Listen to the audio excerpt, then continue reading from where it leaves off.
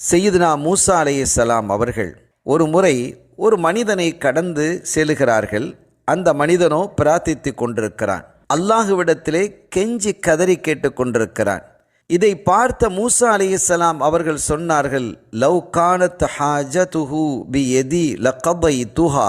அவனுடைய தேவை என் கையிலே இருக்குமேயானால், அவனுடைய அந்த தேவையை என்னால் பூர்த்தி செய்து வைக்க முடியுமையானால் நான் அதை செய்திருப்பேன்.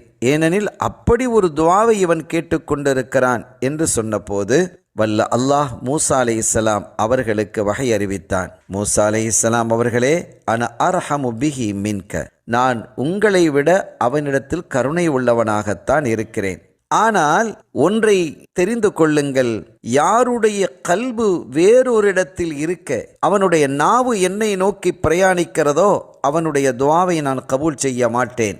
இவனுடைய நாவு என்ன